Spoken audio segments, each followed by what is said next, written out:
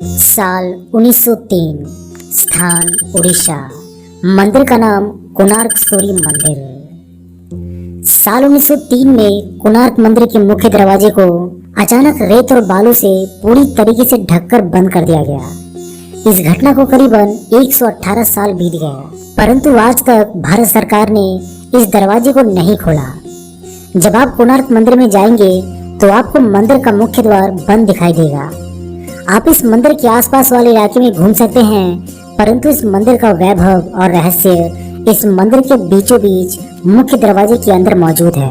इस मंदिर से जुड़े कई रहस्य हैं, जैसे कि ये मंदिर अधूरा है, ये मंदिर शापित है, ये मंदिर सैकड़ों सालों से रेत में दफन था। इस मंदिर के ऊपर 52 टन का एक चुंबक लगा था।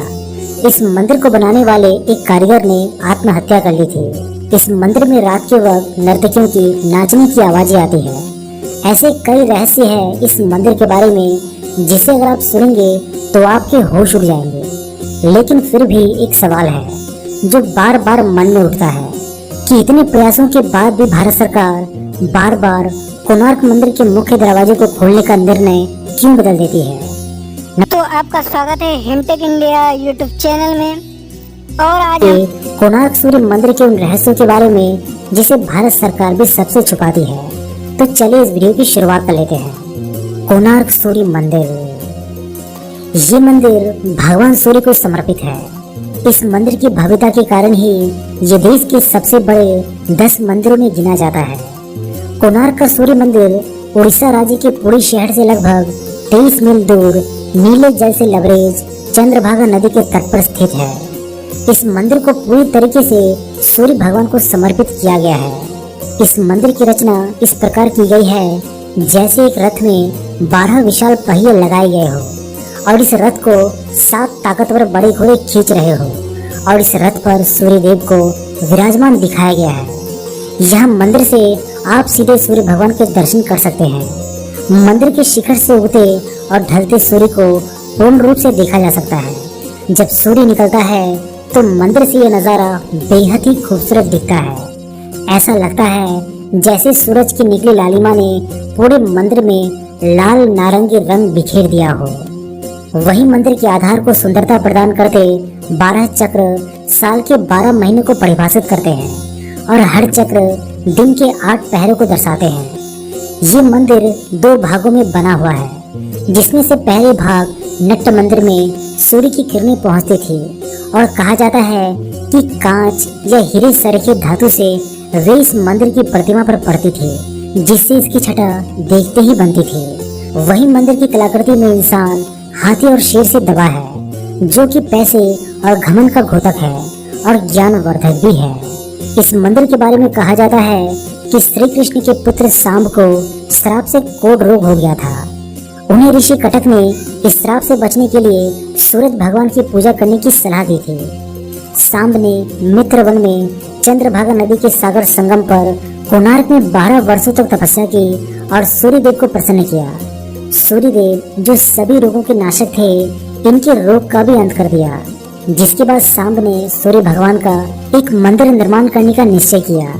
अपने रोग नाश के उपरांत चंद्रभागा नदी में स्नान करते हुए उन्हें सूर्यदेव की मूर्ति मिली। ये मूर्ति सूर्यदेव के शरीर के ही भाग से देव शिल्पी श्री विश्वकर्मा ने बनाई थी। सांब ने अपने बनवाए मित्रवन में एक मंदिर में इस मूर्ति को स्थापित किया और तब से ये स्थान पवित्र माना जाने लगा। कोणार्क के बारे में ये भी कहा जाता है कि यहाँ आज भी नर्तकियों की आत्माएं आती है।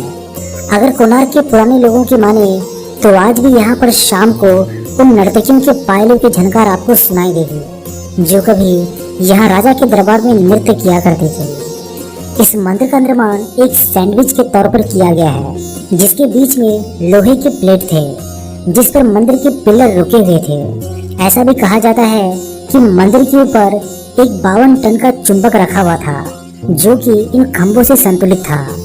इसी के चलते भगवान सूर्य की जो प्रतिमा थी वो हवा में तैरती हुई रहती थी, जिसे देखकर हर कोई हैरत में पड़ जाता था। कहा जाता है कि इस चुंबक को विदेशी आक्रमणकारियों ने तोड़ दिया था। ऐसा भी कहा जाता है कि मंदिर के ऊपर रखे चुंबक के चलते समुद्र से गुजरने वाले नाव, जो कि लोहे के बने होते थे, इस चुंबकीय क्षेत्र के चलते क्षतिग्रस्त हो जाती थी।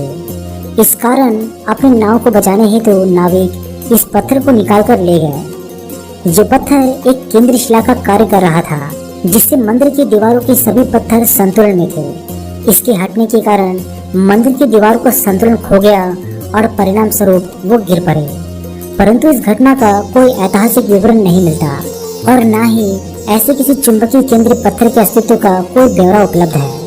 सन 1568 में उड़ीसा में मुस्लिमों का आतंक नियंत्रण में हो चुका था, परंतु इसके बाद भी हिंदू मंदिरों को तोड़ने के निरंतर प्रयास होते रहते थे। इस समय पुरी के जगन्नाथ मंदिर के पंडों ने भगवान जगन्नाथ की मूर्ति को श्री मंदिर से हटाकर किसी गुप्त स्थान पर छुपा दिया था। इसी प्रकार कोणार्क के सूर्य मंदिर के पंडों ने प्रधान देवता की मूर्ति को हटाकर वर्षों तक रेत में दबाकर छिपाए रखा। बाद में ये मूर्ति पुरी भेज दी गई और वहां जगन्नाथ मंदिर के प्रांगण में स्थित इंद्र के मंदिर में रख दी गई। कई लोगों का ये मानना है कि यहाँ की पूजा मूर्तियाँ अभी भी खोजी जानी बाकी है, लेकिन कई लोगों का ये भी कहना है कि सूर्यदेव की मूर्ति जो न्यू दिल्ली के राष्ट्रीय संग्रहालय में रखी है वही कोणार्क की प्रधान पूज्य मूर्ति है। फिर भी कोणार्क मंदिर में सूर्य वंदना मंदिर से मूर्ति हटने के बाद से बंद हो गई। इस कारण कोणार्क में तीर्थ यात्रियों का आना जाना बंद हो गया। कोणार्क सूर्य वंदना के समान ही वाणिज्य गतिविधियों का एक कीर्तिवान नगर था, परंतु इन गतिविधियों के बंद हो जाने के कारण ये एकदम से वीरान हो गया और कई सालों तक रेत और जंगलों से ढका रहा। फिर बाद में इस मंदिर को खोजा गया, लेकिन इसके कई हिस्से बहुत ही बुरी हालत में पाए गए। फिर बाद में ऐसा कहा जाता है कि कई आक्रमणों और नेचुरल डिजास्टर के कारण जब मंदिर खराब होने लगा तो 1901 में उस वक्त के गवर्नर जॉन वुडबर्न ने जगमोहन मंडप, जो कि इस मंदिर का प्रधान मंडप है, उसके चारों दरवाजों पर दीवारें उठवा दी और इसे पूरी तरीके से रेत से भर दिया ताकि ये सलामत रहे और इस पर किसी डिजास्टर का प्रभाव ना पड़े। इस काम में करीबन 3 साल लगे और 1903 में ये पूरी तरीके से पैक हो गया। वहां जाने वालों को ये पता नहीं होता कि मंदिर का अहम हिस्सा जो कि जगमोहन मंडप है वो अभी तक बंद है। बाद में एएसआई ने इसके अंदर के हिस्से पर शोध कार्य आरंभ किया। कई बार लोगों के दर्शन हेतु इस मंदिर के मुख्य दरवाजों को खोलने की बात कही गई, परंतु 118 साल बीत गए और आज भी ये आलम है कि ये बंद है। आप इंटरनेट पर और आर्टिकल के माध्यम से पढ़ सकते हैं कि न जाने कितनी ही बार इस मंदिर के मुख्य दरवाजे को खोलने का जिक्र हुआ, लेकिन बार बार आखिर में ये निर्णय बदल दिया गया। क्या सच में इस मंदिर को प्राकृतिक आपदा के बचाव के कारण ही बंद किया गया या कोई और वजह थी इसको बंद करने की? ये सारे सवालों से पर्दा तभी उठ सकेगा जब ये दरवाजा खुलेगा। दोस्तों, आपका क्या ख्याल है इसके बारे में? अपने सभी जवाब हमें कमेंट बॉक्स के माध्यम से जरूर लिखिएगा।